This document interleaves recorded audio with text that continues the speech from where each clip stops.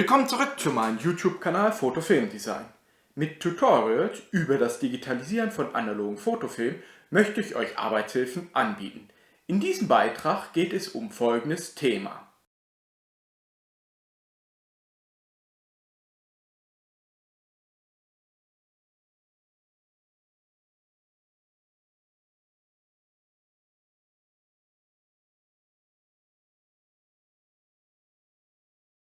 Ein nicht ganz so bekanntes Format in der analogen Fotografie ist der 16 mm Film. Hier habe ich sogar einen eigenen 16 mm Fotofilm aus meinem Archiv vorliegen.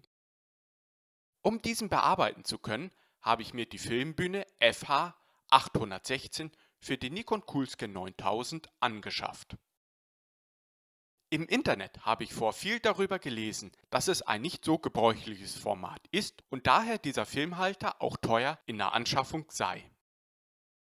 Zu dem damaligen Zeitpunkt wusste ich auch noch nicht, welche zusätzlichen Probleme auf mich zukommen werden, dazu später mehr. Allen anderen, die überlegen, sich diesen zuzulegen, rate ich genau zu überlegen, ob die Alternative, die ich aufzeigen werde, besser ist, um unnötige Ausgaben zu sparen und auch die Probleme, die noch kommen werden. Das große Problem bei diesem Filmhalter ist, dass es sich hierbei um ein sehr seltenes Format handelt. Also nicht so gebräuchlich wie das Mittelformat.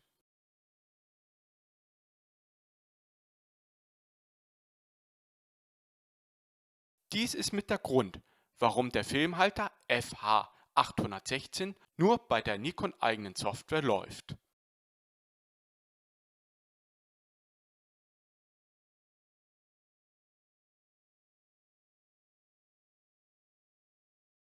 Programme wie Silverfast unterstützen diesen nicht mehr.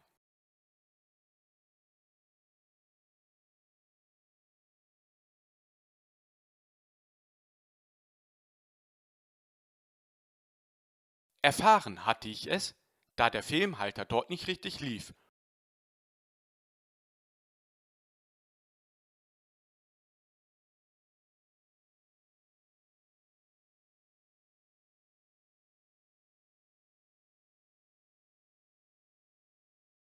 Ich hatte dann den Support angeschrieben, um nach kurzer Zeit die Information zu bekommen, dass dieser Filmhalter nicht unterstützt wird. Ich persönlich finde das sehr schade, da ich die komplette Archivierung der analogen Fotofilme bei mir mit Silverfast HDRI vornehme. Dazu in einem eigenen Beitrag mehr. Somit blieb nur für diesen Filmhalter mir die Möglichkeit, mit Nikon Scan den Filmhalter zu betreiben. Da ich die Scanarbeiten hauptsächlich mit meinen Macs durchführe, bin ich zusätzlich auf das System OS 10.4.11 gebunden. Dies ist das letzte aktuelle Betriebssystem, unter dem Nikon Scan läuft. Weitere wichtige Informationen von Nikon zu diesem Filmhalter findet man im Handbuch zum Scanner.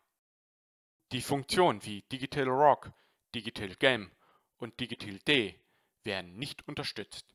Es sind mit wichtige Funktionen, die für die Übertragung in das digitale Zeitalter bei Film sehr wichtig sind.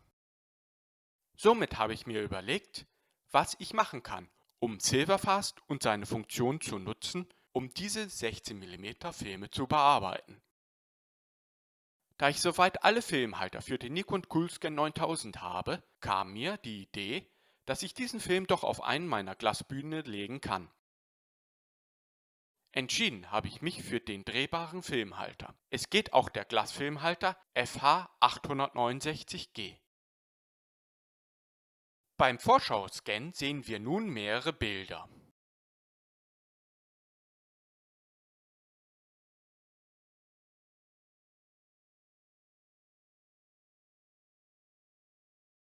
Für den HDRI-Archivscan setze ich den Rahmen um das eigentliche Bild und archiviere so jedes einzelne für sich stehend.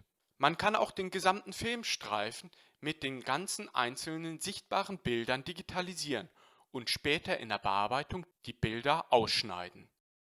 Das Vorgehen hier muss jeder selbst entscheiden, was für ihn sinnvoll ist. Vue Scan Vielleicht hat jemand schon Erfahrung damit gesammelt und möchte diese in den Kommentaren mit uns teilen.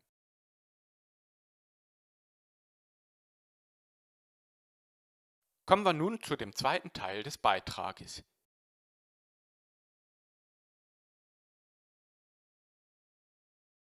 Hier behandle ich die Probleme, die vor allem mit dem Mittelformatfilm und dem Glasfilmhalter FH869G entstehen.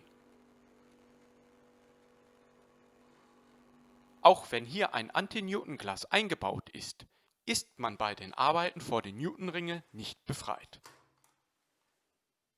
Newtonsche Ringe, auch Newtonringe genannt, sind hell-dunkel-Zonen oder Interferenzfarben. Dieser Effekt tritt auf, wenn sich zwei reflektierenden, nahezu parallelen Oberflächen mit einem Luftspalt berühren. Im Bild können wir dies gut sehen, was beim Digitalisieren dann dabei entsteht. Jetzt kann man sich die Frage stellen, warum ich eher mit der Glasbühne arbeite, als mit den normalen Filmhaltern ohne den Gläsern. Mit dem normalen Filmhalter habe ich immer Probleme mit der Unschärfe bei der Digitalisierung. Diese entstehen, wenn das Filmmaterial sich leicht durchbiegt. Auch wenn ich das Material gut stramm eingespannt habe, biegt es sich mit der Zeit im Scanner durch, da die leichte Wärmeentwicklung im Scanner das Material verändert. Hier kann man sehen, wie es herauskommt nach der Bearbeitung.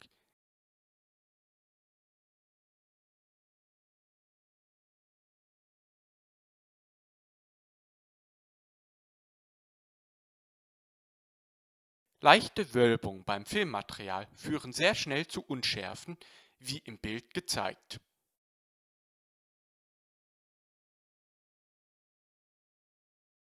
Der Scanner hat einen sehr kleinen Schärfepunkt, in dem sich das Material befinden muss.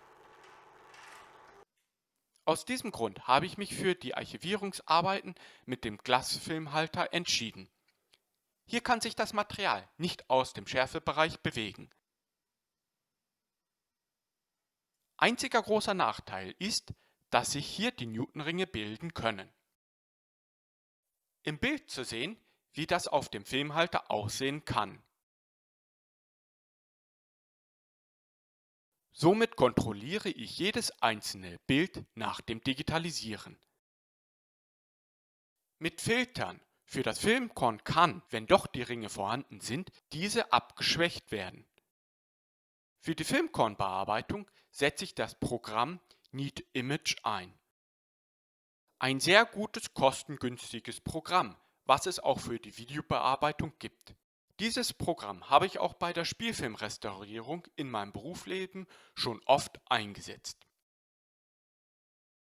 Hier sehen wir nun einmal das Bild ohne weitere Bearbeitung mit den Newtonringen.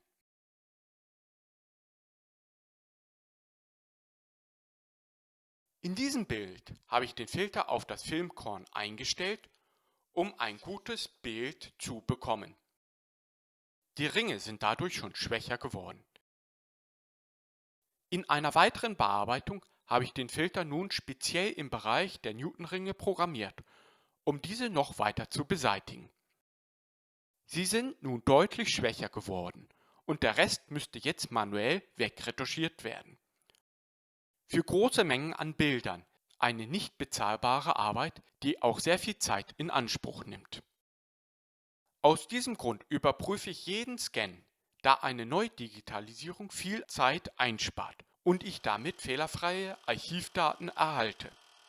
Diese werden nach Bedarf erst weiter bearbeitet.